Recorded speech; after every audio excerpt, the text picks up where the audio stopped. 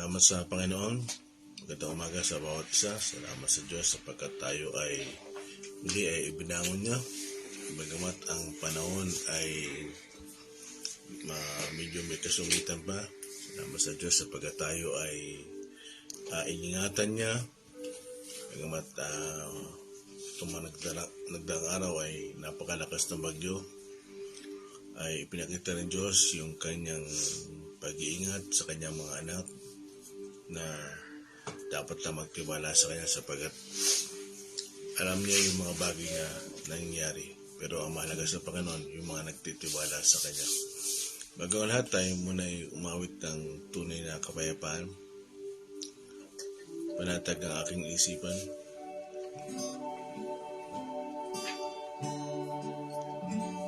Panatag ang aking isipan. Pagsubok man ay dumating, ang Diyos ang gumagabay sa isip ko't damdamin. Ang kanyang mga kamay aking gabay at patnubang, tanging sa piling niya lubos ang ligaya. Ano man kalagayan, isipin o problema, inapit sa kanya, tiyak ang tugon niya. Sa piling ng Panginoon, wala nang pag-aalala, at hindi na kung muli mangangamba. Ang tunay na kapayapaan sa Diyos walang nakatang panatag mula sa umpisa. Panatag ang aking isipan. Pagsubok man ang dumating, ang Diyos ang gumagabay sa isip ko't damdamin. Ang kanyang mga kamay aking gabay at patnubay, tanging sa piling niya lubos ang ligaya. Ano mang kalagayan, isipin o problema, ilapit sa kanya, tiyak ang tugon niya. Praise God. Sa piling ng Panginoon, wala nang pag-aalala, at hindi na kung muli mangangamba. Ang tunay na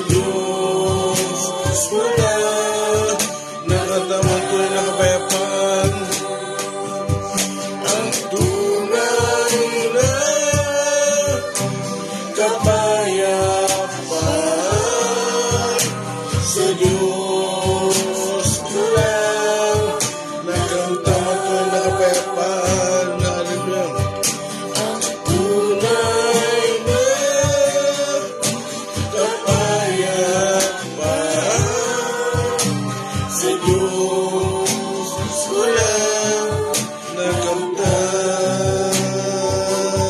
Hallelujah. Purihin nga natin ang Panginoon. Praise God. Purihin po kayo, Ama. Salamat po sa inyo. Hallelujah. Purihin kayo, O Diyos, sa umagang ito. Salamat po, Panginoon, sapagkat patuloy niyo po kaming pinagtatagumpay, iniingatan, Panginoon, sapagkat kayo ang Diyos na mahabaging bawain, Panginoon. Salamat po sa umagang ito at patuloy kayong nagtuturo sa amin, ibinabangon niyo kami, Panginoon. Salamat po, Diyos. Tunay ngang dapat kayong dakilain, purihin, luwalhatiin sapagkat kayo ang Diyos na walang katulad, Panginoon. Salamat po sa inyo. Hallelujah. Salamat po. Dalahin kong ang oras na ito. Patuloy mong pagyamanin, Panginoon, ang oras na aming magugugol. Patuloy pong pagpalain, Panginoon, ang bawat isa aming katanungan po. Nakita mong karuman sa aming patuloy. Patuloy mo kaming pakadalisayin. Patuloy mo kaming pakabanalin. Tawarin mo kami, Panginoon, sa mga pagkukulang namin. Salamat po, Diyos, sa kahabagan. Salamat po sa pangalan at sa tulong ng banal na Espiritu. Salamat po sa inyo. Sa pangalan ng Jesus. Amen. Sa mapagpalang umaga po sa bawat isa, nakasama po namin sa FB Live. Good morning po kay Brother Jefferson Makalintal, Sister Anita Katembung, Brother Alan Locreo, Tita Delia Lahar Capagola, Pastor Glenn Mazaredo. Good morning po, ganun din po sa manonood pa lamang. Amen. Praise God. Tapusin natin yung chapter 7. Salamat sa Panginoon sapagkat itong mga nagdaang bagyo ay tayo ay patuloy pa rin nakatayo. Bagamat itong ating paligid, kagaya ng mga puno ay nabunot. Pero salamat sa Diyos sapagkat hindi tayo nabunot. Nakatayo tayo. Hindi tayo dinala ng hangin. Praise God. Talagang nakita natin yung kamay na gumagawa, iba'y kilos, no? At nakita natin ang pagkilos ng Diyos. Talagang, na kuminsan pag dumarating yung malakas na bagyo, tapos yung hangin, maranasan mo, yung talagang pumipito, tapos magugulat ka, nabunot yung puno, nag-aalala ka, baka mabunot yung bahay. No? Pero praise God, sapagkat patuloy tayo nakatayo at doon po sa iba, sa mga kapatiran, kagaya nung sa Talim Island, no? Nabalitaan namin ang nangyari sa kanila. Doon po, sa mga kapatiran natin sa Talim Island, kami ay nakikiramay doon sa tumaob na bangka sa Celebre family. At alam namin ang Diyos ay ang aayos sa inyo. Amen. At magandang umaga po sa bawat isa. Magandang umaga po kay Tita Del, kay Pastor Glenn, kay Brother Alan Locreo. Salamat sa Panginoon. Yung text natin na kanino, angel. Ito po ang aming angel. Wala pa kami sa langit, may angel na kami. Bumati ka muna ng magandang umaga bago matapos ang chapter 7. Magandang umaga po sa bawat isa. Ang topic po natin sa umagang ito ay The Genealogy of Jesus. At ang text po natin ay sa John chapter 7 verse 40 to 53. Verse 40, sinabi ng ilang nakarinig sa kanya, tunay ngang ito ang propetang hinihintay natin. 41, siya na nga ang Kristo. Sabi naman ng iba, ngunit mayroon namang sumagot, maaari bang magmula sa Galilea ang Kristo? Hindi ba sinasabi sa kasulatan na ang Kristo ay magmumula sa lipi ni David at ipapanganak sa Bethlehem na bayan ni David? Magkakaiba ang palagay ng mga tao tungkol sa kanya. 44. Gusto ng ilan na dakpin siya, ngunit wala namang mga has na humuli sa kanya. Nang bumalik ang mga bantay ng templo, tinanong sila ng mga punong pari at mga pariseyo, bakit hindi ninyo siya dinala rito? 46. Sumagot sila, wala pa po kaming narinig na nagsalita ng tulad niya. 47. Pati ba kayo'y nalinlang na rin? Tanong ng mga pariseyo. 48. Meron bang pinuno o pariseyong naniniwala sa kanya? 49. Mga tao lamang na walang nalalaman sa kautusan ang naniniwala sa kanya, kaya't sila'y mga sinumpa. 50. Isa sa mga naroon ay si Nicodemo, ang pariseyong nagsadya kay Jesus noong una. At siya'y nagtanong, hindi ba't labag sa ating kautusan na hatulan ng isang tao nang di mo na nililitis at inaalam kung ano ang kanyang ginawa? 52. Sumagot sila, ikaw ba'y taga Galilea rin? Saliksikin mo ang kasulatan at makikita mong walang propetang magmumula sa Galilea. 53. Pagkatapos nito, umuwi na ang lahat. Si Jesus naman ay Tapos ka? Okay. Okay, tayo mag-umpisa na. Starami, 41, 42. Yan mo sa Panginoon. Verse 41 ng John 40, sinabi ng ilang nakarinig sa kanya, tunay ngang ito ang propetang hinihintay natin. 41, siya na nga ang Kristo, sabi naman ng iba. Ngunit mayroon namang sumagot, maaari bang magmula sa Galilea ang Kristo? 42, hindi ba sinasabi sa kasulatan na ang Kristo ay magmumula sa lipi ni David at ipanganganak sa Bethlehem na bayan ni David? Okay. 42 na yan. Po. Salamat sa Panginoon. So dito, makapasin nyo, 41, 42, no? Ang Panginoong Jesus, nag-create na siya ng division, ng pagkahati-hati. Bakit? Nagkaroon ng iba't ibang pananaw eh. No?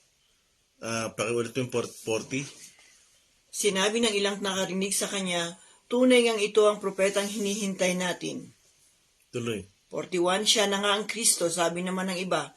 Ngunit mayroon namang sumagot, maaari bang magmula sa Galilea ang Kristo? So tuloy pa. 42, hindi ba sinasabi sa kasulatan na ang Kristo ay magmumula sa lipi ni David at ipanganganak sa Bethlehem na bayan ni David? So dito makita nyo, yung paano nagkahati-hati, kung paano nagkaroon ng division doon sa karamihan ng mga tao. Bakit? Nagkaroon ng mga tanungan eh. Naguluhan na sila eh. Diba? Nakita nyo? Sila ba yung Kristo? Tapos sabi niya ba maaari bang magkaroon ng propeta mula sa Galilea? So, nag-create ng division. Yung sitwasyon na yan. Kaya makita mo, kaya kung babasahin mo sa 43, Starami, Magkakaiba ang palagay ng mga tao tungkol sa kanya. okay. So, yun na yung division. Nahati na sila, hindi na solid. Kaya makita nyo rito, ano yung sinasabi nila? Diba? Di ba ang Misaya o ang Kristo ay magagaling sa lipi ni David? Wala silang alam na talagang si Kristo, ang Panginoong Yesus, ay galing sa lipi ni David. Now, tingnan natin yung genealogy of Jesus Christ. Kung paano itinrace pagkalipas ng maraming taon nung ang Panginoon ay umakyat sa langit. No? Nung Panginoon ay umakyat sa langit, bago ito na tala. Ano yun? Yung talaan. Yung genealogy of Jesus Christ. Kasi talagang ang Panginoon, meron siyang ginamit para ma-trace. No, generation from generation, talagang nakita nila yung both side. Yung kanyang stepfather, sino yun? Si Jose. Tandaan nyo, stepfather po niya si Jose. Hindi po siya biological. At sino naman po yung kanyang ina? Si Maria. Both parties, galing po yan sa lipi ni David. Kaya umpisa natin sa Matthew muna tayo. Yung Matthew ay dyan yung father side. No, father side muna tayo. kung paano yung kanyang stepfather. Kaya ginagamit ko yung stepfather eh. No, kasi sa laman wala siyang bahagi. Gaya na sinasabi sa Matthew 1:25. No, pakiulit Matthew 1:25. Banggitin ko na. Sarami. Nakain nyo yun. Wala. Sige, pakibasa lang. Mateo 1:25. Ngunit hindi siya sinipingan ni Maria hanggang magsilang ito ng isang anak na lalaki. Si Jose sumiping. Ngunit hindi siya sinipingan ni si Maria Si Maria yun. hanggang magsilang ito ng isang lalaki at Jesus nga ang ipinangalan ni Jose sa sanggol. Oh, tinan nyo. Kaya kung titignan nyo sa verse 24, sa verse 24, pakipasa mo na. Verse 24. Pasensya, sige. Mateo 1:24, Nang magising si Jose, sinunod nga niya ang utos ng anghel ng Panginoon at pinakasalan niya si Maria. Yun. So, ibig sabihin, nung hindi pa kinakasal, kasi alam nyo, may higpit ang mga Hudyo, kahit ang mga Muslim, no? Doon sa mga nagsasamang hindi pa kasal. At bakit? Capital crime sa kanila yun eh. Pugot ulo yun. Kaya, dyan, nung hindi pa kinakasal sila, di ba? Malinaw. Ang kausap no si ay si Angel Gabriel. Angel Gabriel. At sinabi sa kanya, at bago siya ikasal, talagang nagdadalang tao na, sabi nga ng Starami, nagbubuntis. Kaya, sa verse 25, dyan makikita natin, na hindi talaga sumiping si Jose. Anong ibig sabihin nun? Nabuntis, nagdalang tao, no? Si Maria, na walang bahagi, si Jose. Bakit? Anong ibig sabihin nun? Talagang ang Diyos ang gumawa ng paraan paano magdalang tao si Maria. Bakit? Nagkatawan tao ang Panginoon. Kaya, dyan makita nyo yung genealogy na si Maria. Kaya, akit tayo sa Matthew chapter 1. Verse 1 to 11.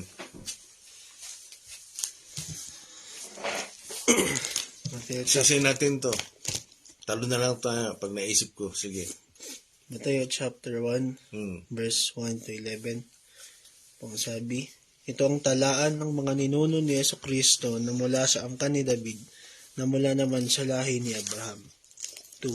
Mula kay Abraham hanggang kay Haring David, ang mga ninuno ni Jesus ay sina Abraham, Isaac, Jacob, na ama ni Huda at ang kanyang mga kapatid. Huda, Fares at Zara na mga anak ni Huda kay Tamar. O post lang ha. Tandaan nyo, yung binabasa po natin, Matthew chapter 1, yung genealogy na yan, yung talaan na yan, from Abraham to Jesus. Abraham, David, Jesus. Mula kay Abraham. Kasi, pag tayo tumulak mamaya sa Lucas chapter 3, iba ring talaan yun. Kaya, tuloy. Esrom na anak ni Fares, Aram, Aminadab, Naason, Salmon, Boaz na anak ni Salmon kay Rahab, Obed na anak ni Boaz kay Ruth, at Jesse na ama ni Haring David. Okay, wait ha. Jesse na ama ni Haring David. Tuloy. 6. Mula naman kay Haring David hanggang sa naging bihag ang mga taga-Huda sa Babylonia. Yun. So dito, makita nyo, yung generation. Alam nyo bang, mahabang taon yan. Years. Kasi, kailan natala yan? Kailan nasulat yan? Noong Panginoon, nasa langit na. Inisa-isa talaga yung genealogy na yan. Bakit? Hindi alam ng mga Hudyo, talaga ang Panginoong Jesus, lahi ni David. Kasi diba, sabi nun sa John chapter 7 verse 42, diba, ang Kristo magagaling sa sa Bethlehem, sa lahi ni David, sa lipi ni David. Wala silang alam. Bakit? Bakit wala silang alam? Kasi di ba sabi nga sa 2 Corinthians pamana, yung tinakpan na ng diablo yung kanilang isipan. Bakit? Wala silang tamang paglapit sa Diyos eh. Wala silang tamang pananampalataya eh. Hindi sila nakapokus eh. Kaya tuloy. Medyo nakakaantok lang yan. Nakakainip. O hindi parang hindi mo alam. Parang hindi kasi sipag basahin. Kasi puro pangalan eh. Tuloy. Mula naman kay Haring David hanggang sa naging bihag ang mga tagahuda sa Babylonia. Ang mga ninuno ni Jesus ay sina David, Solomon na anak ni Haring David. Oh wait ha. Tandaan nyo to. Si David at si Solomon. Sino yun? Si Haring Solomon. Yung anak niya kay Bathsheba. Tuloy and then. Solomon na anak ni Haring David sa dating asawa ni Urias, Rehoboam, Abias, Asa, Jehoshaphat, Joram, Osias, Jotam, Akas, Ezekias, Manases, Amos, And then anong verse ka na? Diretso po kasi yan. O tuloy. Sige. Josias, Jeconias at ang mga kapatid nito. Tuloy. 12. At pagkatapos sa sila'y maging bihag sa Babylonia hanggang sa ipanganak si Jesus, ang mga ninuno niya ay sina Jeconias, Salaltiel, Zerubabel, Abiyud, Eliakim, Azor, Sadok, Akim, Eliud, Eliasar, Matan, Jacob, at si Jose na anak ni na asawa ni Maria. Okay, wait ha. Yung Jacob na tinutukoy dyan, hindi si Jacob na Israel. Yung Jacob na tinutukoy dyan, ama ni Jose. Bakit? Sino ang ama ni Jacob? Bago mag-Jacob and sino yun? Si Matan? Matan. No, si Matan. Anak na si Jacob. Kaya, yung Jacob dyan, hindi si kapatid ni Esau. Si Israel, hindi yan yun. Kapangalan lang. Kaya, si Matan at si Jacob at yung anak niya ay si Jose. Sino yung Jose? Yung asawa ni Maria. Yung stepfather ni Jesus. Diyan makikita nyo kay Solomon. Tuloy mo yun din. Si Maria ang ina ni Jesus, ang tinatawag na Kristo. Yun. Tuloy mo nga. 17. Sa makatuwid, may 14 na sa lahi mula kay Abraham hanggang kay David. 14 mula kay David hanggang sa pagkabihag ng mga Israelita sa Babylonia. At 14 din mula sa pagkabihag sa Babylonia hanggang kay Kristo. Ayun. So, 14 generation. Pero makita nyo, yung genealogy of Jesus Christ, mapapansin nyo, yung sa Matthew ay mula kay Abraham lang. Nakita nyo? So sino ang galing dyan? Father side. Sino? Si Jose. Yan yung linear. Yan yung line ni Jose. Kaya galing si Jose? Kay Solomon. Sino si Solomon? Anak ni David. Sino ang ama ni Haring David? Si Jesse. Kaya ganyan. Kaya hanggang kay Abraham. Naunawaan? Solomon, tandaan nyo yun. Kasi, yung linya naman ni Maria, nasa Lucas chapter 3. No, pakibasa Lucas chapter 3. Din yan. Bibilisan ko konti, bibilisan ko. Sige, anong oras na? 25. Oh, sige. Lucas chapter 3 verse 23 to 38. Lucas chapter 3 verse 23. Hindi 28. 23 to 38. Oh, yan. Sabi po dito, magtatatlong taon na si Jesus nang siya'y magsimulang magministeryo. Ipinapalagay ng mga tao na siya'y anak ni Jose. Okay, wait ha. Dahan-dahan lang din yan ha. Huwag mong habulin. Ha? Tingnan nyo ha. Pero iba sa King James, dire-diretso yun. Walang paliwanag. Tanda nyo, di ba lagi ko sinasabi, yung MBB, ang tawag dyan ay meaning-based. Yung nag-transfer ng Bible dyan, may halong konting paliwanag. Kaya ang tawag dyan ay meaning-based. So sa King James, ang tawag doon ay form-based. Bakit? Walang halong paliwanag. So dyan mapapasin nyo, pag ginamit nyo natin yung MBB, meaning-based, ano yun? May konting paliwanag. Bakit? Ano ang binasa ni Daniel? Sabi sa verse 23, Lucas chapter 3, verse 23, magtatatlongpung taon na. Hindi sinabing eksakto. Malapit na siya mag 30 years old. At syempre, siya ay 3 taon na approximately nagturo. Ibig sabihin, talagang 33 and a half years ang Panginoong Jesus nagturo. Kaya dyan makita nyo, yung salaysay, yung pagkasabi. Ano ang sabi doon? Magtatatlong taon na at pinalalagay nilang anak ni Jose. Naunawaan? Tuloy Daniel. Ang kanyang mga ninuno ay sina Eli, Matat, Levi, Melki, Janai. Okay, stop. Bakit sinabi? So, mula dyan, no? Binanggit si Eli. Sino si Eli? Si Eli ay father-in-law ni Jose. Ibig sabihin, biyanan niya. Bakit sa nakalinyar dyan? Kasi nga, yung mga lalaki, ang kalimitan talagang counted yun. Kaya dyan sa Lucas, ginamit si Eli from to Jesus to Eli, from Jesus, Jose, Eli, di ba? Sabi nga doon, kasi sa King James, Jose kagad dyan. Jose, Eli, bakit? Benan ni Jose si Eli. Si Eli ay ama ni Maria.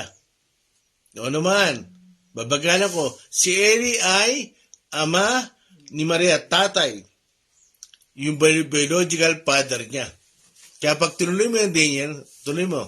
Janai, Jose, Matatias, Amos, Nahum, Esli, Nagay, Maat, Matatias, Semei, Josek, Huda, Joanan, Resa, Zerobabel. 31. Sina Salatiel, Neri, Melki, Adi, Kosam, Elmadam, Ir, Josue, Elizer, Jorim, Matat, Levi, Simeon. Wait tingnan nyo, hindi nyo kilala yan. Tandaan nyo, mga ama na yung binabanggit dyan. So, binabanggit yung ama, anak, ama, anak, ama, anak. Ganun yan. Kaya makabasin nyo, pag tuloy-tuloy yan, din yan, tuloy. Eliaquim, Melea, Mena, Matatanata, Matatanatan. Magkaiba yun. Huwag naman. Matata, Nathan. 32 to 34. Sina David, Jesse, Obed. Okay yan tayo. Yung kilala nyo, David, Jesse. Sino si Jesse? Tatay ni David. Mag-ama yan. Si David at Jesse. Yan ang guide nyo. Tuloy. Obed, Boaz, Salmon, Naason, Aminadab, Admin, Arni, Esrom, Fares, Huda, Jacob, Isaac. 34 to 30. Tingnan nyo Jacob uli yan. Jacob, Isaac. Tatay niya si Isaac. Anak niya si Jacob. Yan yung si Israel. Tuloy. 34 to 38. Abraham, Tera, Nahor, Serug, Reu, Peleg, Eber, Sala, Kainan, Arfaksad, Shem, Noe, Lamek, Yan. Matusalem. Mga kilala niyan. Si Shem, yung lahi ni Noah, si Lamek, Matusalem. Tuloy mo. Enoch, Jared, Mahalalel, Kenan, Enos, Seth, at si Adan na anak ng Diyos. Yun. Bakit si Adan? Kasi, bakit ang Diyos? Kasi, wala naman tatay si Adan eh. Ang tatay niya, ang Diyos. Yun ang gumawa kasi sa kanya. Mapapansin nyo. Kaya sa Lucas, yan mapapansin nyo, doon sa mother side, pansinin nyo, mula kay David, hanggang kay Adan. No? Mula kay David, mula kay Adan to Jesus Christ. Ang haba niyan. Mula kay Adan to Jesus Christ. No? Yung pagkakasunod-sunod diyan. Diyan mapapansin nyo. Yung pinanggalingan. Kaya mapapansin nyo at maintindihan natin si Jose at Maria, parehong galing sa lipi ni David. Talagang, kung titignan nyo, pure-blooded. Bagamat si Jesus ay, stepson ni Jose. Naunawaan? So dito, dagdag ko lang, si David, na anak niya kay Solomon. Sino galing doon? Si Jose. Diyan naman sa Lucas, si Nathan.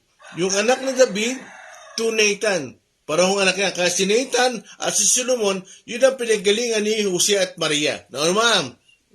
Naunawaan ba? Si Nathan, diyan yung mother side. Si Solomon, diyan yung father side. Pero silang anak ni David. Amen? Kaya sa Lucas chapter 2, verse 4 to 7. Lucas. Nakadino? Lucas chapter 2 verse 4. To 7. Mula sa Nazaret, isang lungsod sa Galilea, si Jose ay pumunta sa Judea, sa Bethlehem na bayang sinilangan ni Haring David, sapagkat siya'y mula sa angkan ni David. Wait, tingnan mo ha.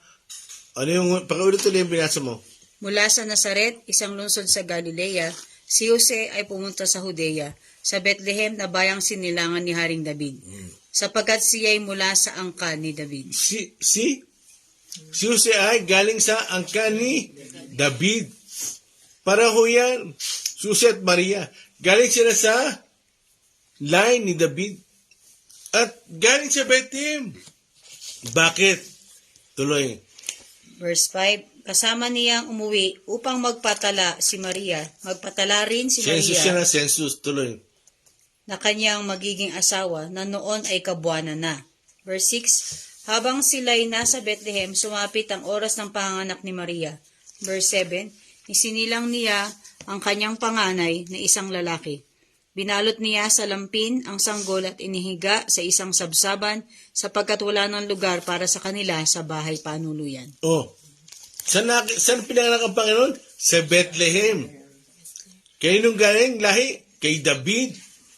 Kaya dyan makikita nyo, wala silang kalam-alam na yung kinakausap nila, ang Panginoon, talagang galing kay David at sa Bethlehem ipinanganak. Ibig sabihin, yung hula, naganap. Nanawaan nyo? So, pag tinignan nyo yung linear, David at yung kanilang ama at ina, parang galing sa lipi ni David. Talagang puro. Amen? O, iwanan natin yan. Nanawaan? O, tuloy. 44. Sarami. Magbabalangkas tayo. John 7:44. Gusto ng ilan na dakpin siya, ngunit wala namang mga has na humuli sa kanya. Tuloy. 45, nang bumalik ang mga bantay ng templo, tinanong sila ng mga punong pari at ng mga pariseyo, bakit hindi ninyo siya dinala rito? Tuloy. 46, sumagot sila, wala na po kaming narinig na nagsalita ng tulad niya. Oh, tingnan nyo ha, diyan ka lang. Yung mga sundalo na inutusan para huliin ng Panginoon. Bakit? Kasi lumalaganap na eh. Nakikilala na siya eh. Kaya pinapahuli siya. Pero yung mga sundalo, siyempre neutral naman yan eh. Namangha sila. Hindi na nahuli ang Panginoon. Bakit? Kasi humanga sila eh. At talagang may dating ang Panginoon pag nagsalita. Amen? Kaya dyan makikita nyo, may kakaibang hatak ang Panginoon. Habang siya nagsasalita, talagang mararamdaman, ultimo ng mga sundalo, yung authority. Yung anointing. Diba? Makikita nyo, bakit? Kasi hindi makikilos yung mga sundalo eh. Bakit? Anointed kasi ang Panginoon. Amen. Kaya dyan makita nyo, yung anointed tsaka anointing, magkaiba yun.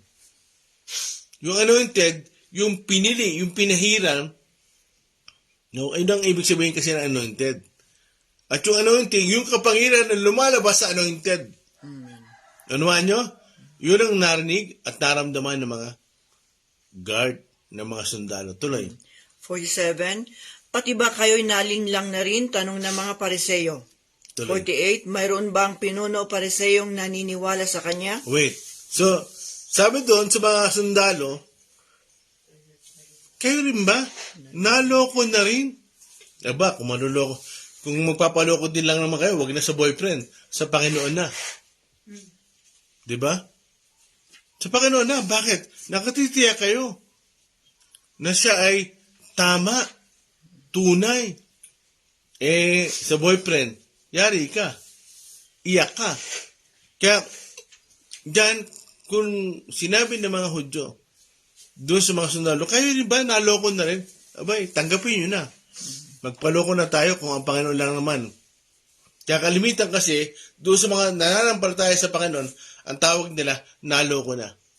Naloko ka na. Siraulo ka na. Ganun ang tawag sa atin eh. Diba? Pero wala tayong magagawa. Noon pa man, ang tawag sa mga nananampalataya sa Panginoon, naloko, siraulo. Pero alam natin na talagang binuksan ng Diyos yung ating kaisipan. Nung ako ay hindi pa nakakilala sa Panginoon, ganyan din ang pananaw ko. Parang hindi ko maintindihan, parang ewan ko ba itong parang wala sa hulog. Pero nung nabuksan ng aking isipan, wala na ako sa hulog. Ako na rin pala ay siraulo, pero okay lang. Kung ang Panginoon naman ang nakilala ko. Amen? Tuloy.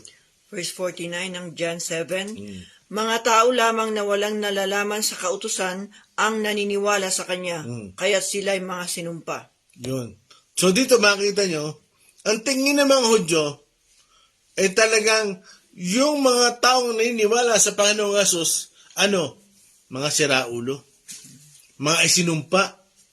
Ganun ang pananaw nila at tingin nila doon sa mga naniniwala sa Panginoong Hesus.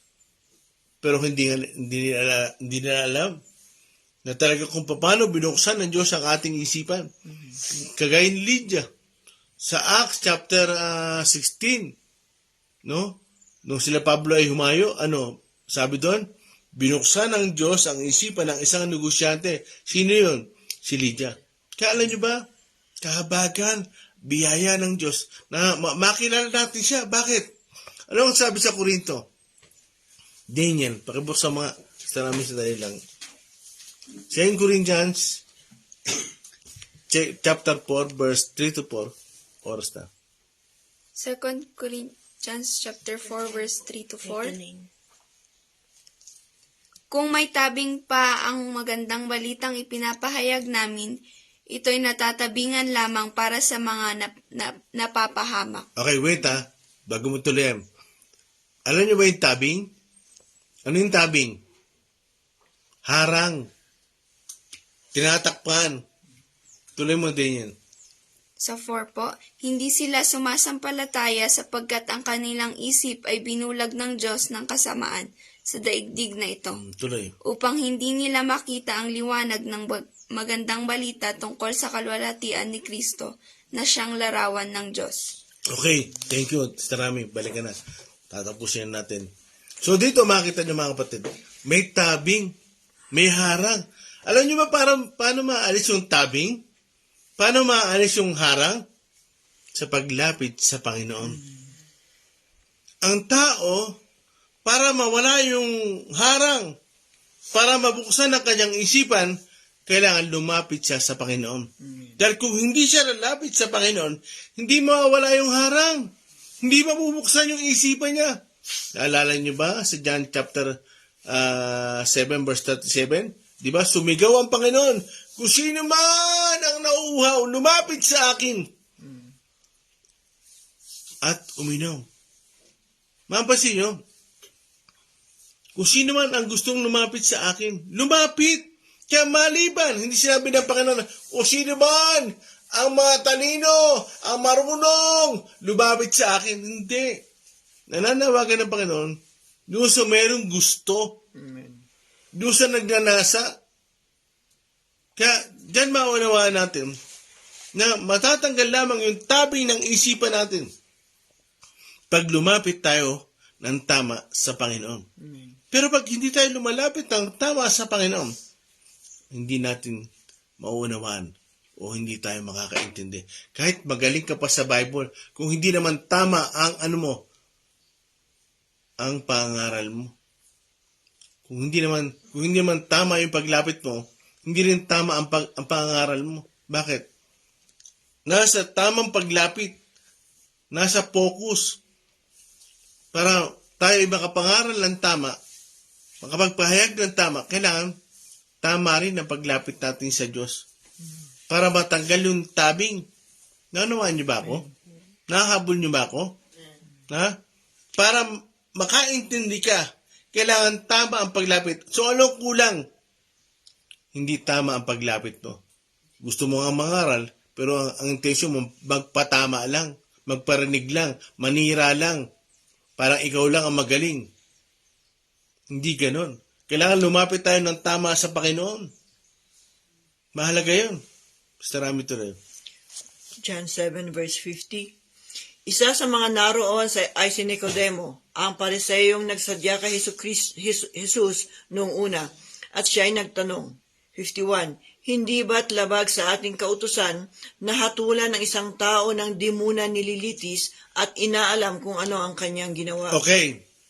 So dito maunawaan natin at makikita natin may lumalapit pala sa Panginoon na marunong.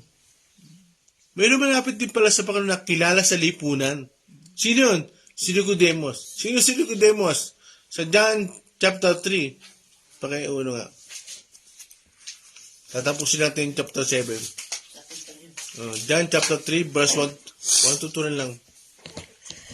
May isang pariseyo na nangangalang Nicodemo na pinuno ng mga Hudyo. 2. Isang gabi pumunta siya kay Jesus at sinabi, Rabbi, nalalaman po namin kayo isang tagapagturong mula sa Diyos, sapagkat walang makakagawa ng mga himalang ginagawa ninyo kung wala sa inyo ang Diyos. Yun. Naniniwala sino si Nicodemos. Sino siya? Pinuno ng mga pariseyo. So merong tahimik na naniniwala. Hindi siya nagpapalata. Meron pang isa, si Joseph Arimathea. Makilala. Bakit? Kailan sila lumabas? Nung namatay na ang Panginoon. Sino si Joseph Arimathea? Siya ang humingi ng bangkay ng katawan ng Panginoon nung namatay na ang Panginoon. Hiningi niya doon sa mga leader, doon kay Pilato. Kaya, meron pa ng mga kilalang lumalapit sa Panginoon. Hindi lang pala yung mga dukha. Pero tahimik lang sila. Tahimik lang sila. Si Nicodemos. Kaya, ano ang sinasabi ni Nicodemos? Nagtanggol siya ng simple. Ano ang sabi sa verse 51 ba yun? 51. Hindi ba't labag sa ating kautusan na hatulan ng isang tao nang di muna nililitis at inaalam kung ano ang kanyang ginawa? Yun.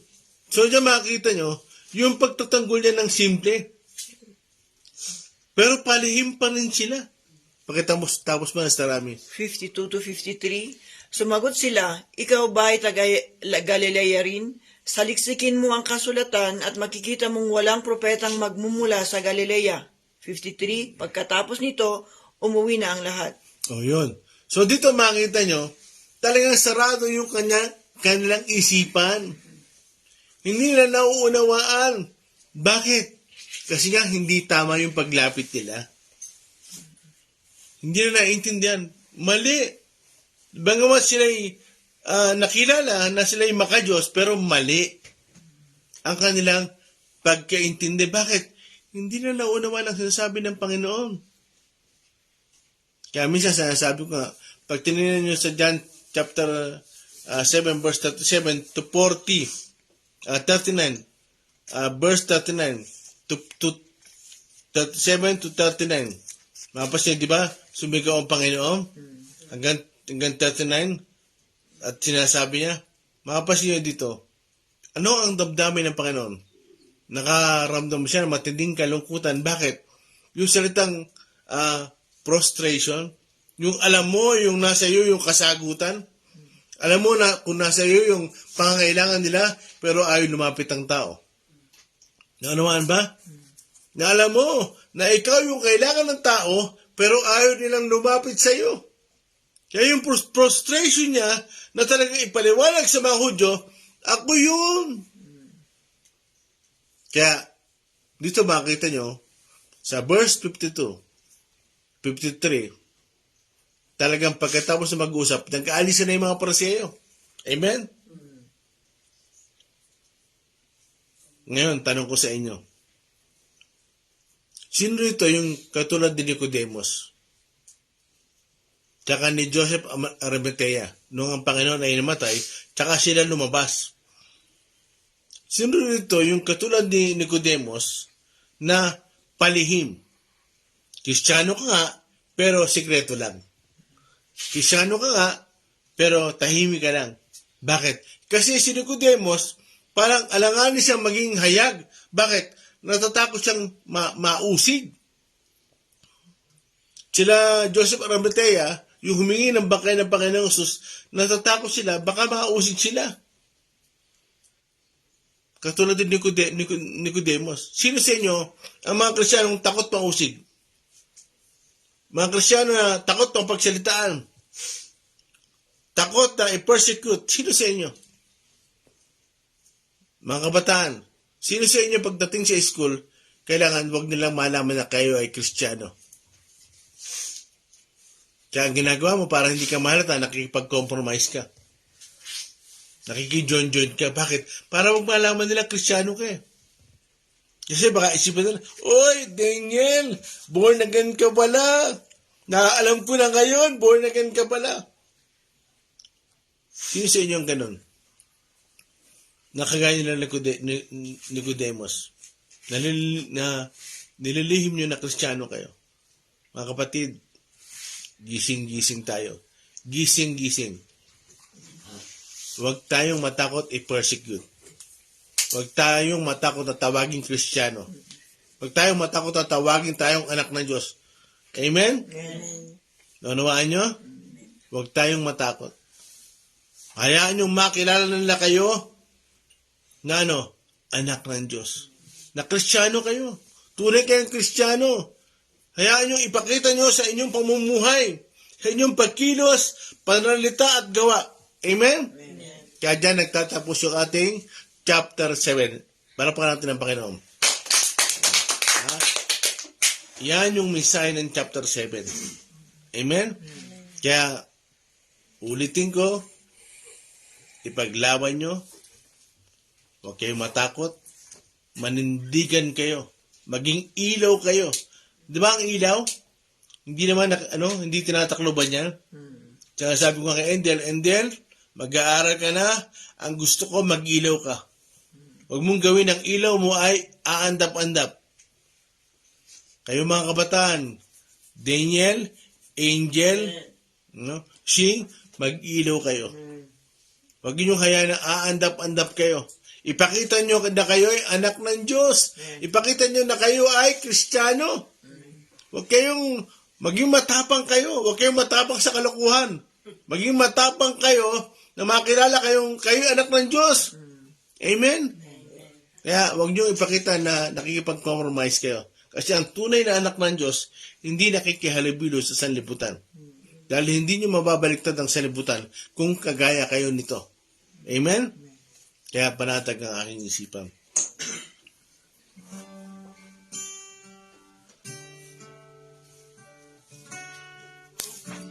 Panatag ang aking isipan. Hallelujah. Pagsubok man ay dumating. Praise God. Ang Diyos ang gumagabay sa isip ko damdamin. Ang kanyang mga kamay aking gabay. Sabi ni Starkati, lugod sa ligaya.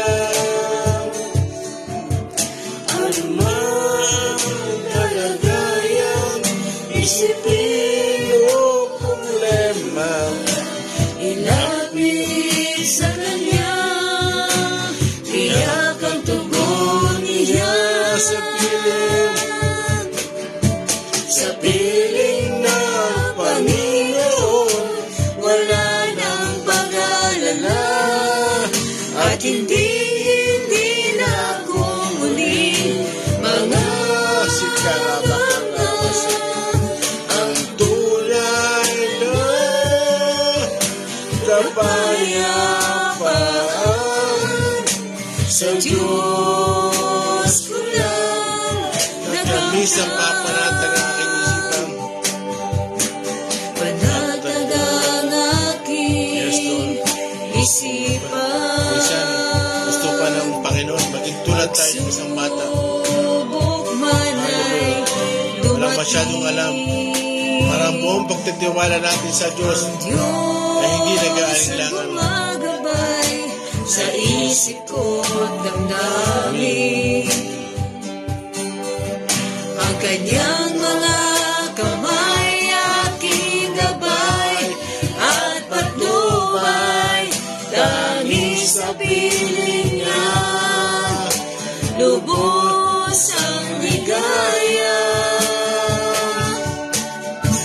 Alimang Kalagayan, isipin o problema, ilapit sa Kanya, tiyak ang tugon niya sa piling ng Panginoon, wala nang pag-aalala at hindi na bumalik mga ngamba. Ang tunay na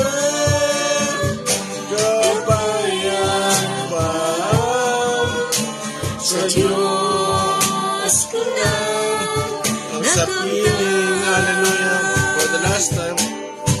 Sa piling ng Panginoon, wala nang pag-aalala at hindi na bumalik mga ngamba.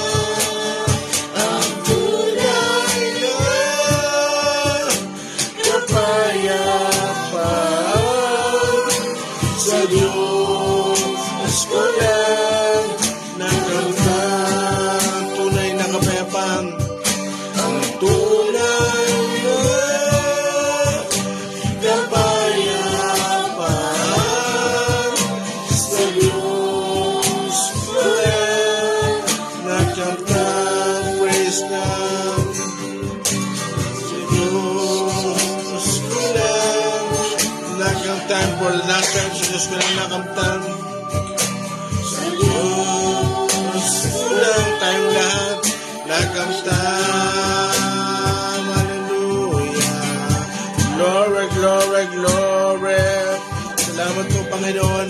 Nakatapos na po kami ng chapter 7, Lord. Salamat sa inyo.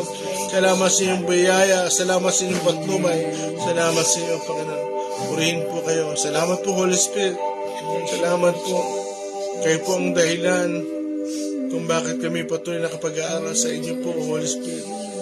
Kayo lamang po. Salamat sa inyo, Ama, sapagkat ibinigay niyo sa amin ang Holy Spirit na patuloy na kumikilos at gumagawa. Salamat po, Panginoong Jesus. Kayo po ay nakatingin sa amin. Salamat po, Sister Cathy. Lord God, salamat po sa inyo, Panginoon. Salamat, O God, dahil pinapaunawa niyo sa amin na kayo, Panginoon, ay tapat sa iyong salita. Kung anong sinabi mo ay mangyayari, kung anong pinlano mo ay matutupad, at hindi ka magluluwat, Panginoon. Salamat sa inyo, O God. Pinakita mo sa amin, Lord, hindi magic lang mga plano mo. Ikaw ay totoo. Hindi ka bumabatay sa kathang isip. Lahat ng sinabi mo noon ay tinutupad mo, Panginoon, at hanggang ngayon ay ikay patuloy na gumagawa. Salamat sa inyo, Panginoon, dahil pinakita mo sa amin na ikaw, Panginoon, nagdala sa amin ng tagapagligtas. At ito, Panginoon, ay nabaybay namin sa kasaysayan, Panginoon, na nasa Biblia. Salamat sa inyo, Panginoon. Kayo po ang tunay na gumawa at gumagawa at patuloy na gagawa sa aming mga buhay. At Lord, salamat sa inyo dahil ang aming pananampalataya ay nasa inyo at matibay, Panginoon. Hindi po kami nagkamali, Panginoon, ng pagtitiwala sa inyo sapagkat ikaw ang tunay na Diyos. Salamat po, Panginoon, sa inyo pong tulong sa amin, sa aming pag-aaral, at patuloy po kayong aming pinagtitiwalaan na kami palalaguin ninyo sa pagsisimula namin ng panibagong kapitulo ng Aklat ng Juan. At Lord, patuloy na pagpapala at pagsama mo sa aming tagapagturo ang aming hinihiling. Lord God, kayo po ang patuloy na mag-encourage sa kanya, magbigay ng kapahayagan at kalakasan, Panginoon, espiritual at pisikal.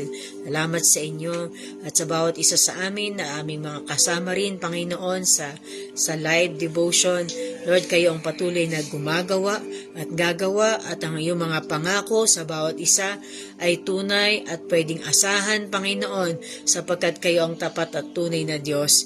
Lord God, kaya ngayong umaga kiniklaim namin ang inyong blessing sa bawat isa. Makita namin sa hindi ikaw, Panginoon, ay nagpapala. Lord, kaya ngayon pa lamang kami nagtitiwala, sinasabi namin, kinoconfess namin na kayo ay tunay na mabuti at tapat sa aming buhay at kayo ay patuloy na gagawa sa maghapong ito at Lord, sa bukas na darating at sa mga araw na darating, Lord, kayo ay magpapala at magpapala. Sa inyo pong papurit pa sa salamat sa pangalan ni Jesus. Amen. Okay, magandang umaga, Sister Budang, Sister Telma, Ria Fajardo, JC Prado, Ate Cherry Pimentel, Eden Danyo, Sister Leonora de los Santos Santiago, Aisa Dandan, Brother Mario Mungcal Jr., Pastora Mary Cris Claudio, Joring Perez, Frenilyn Masanoy, Pastor Nilo Panganiban, Udi Velasco, Raquel Malaborbor, Pastor Jojo, Len De Paz, Aquino Raymar, Bermuda Coffee. Good morning po sa inyo lahat.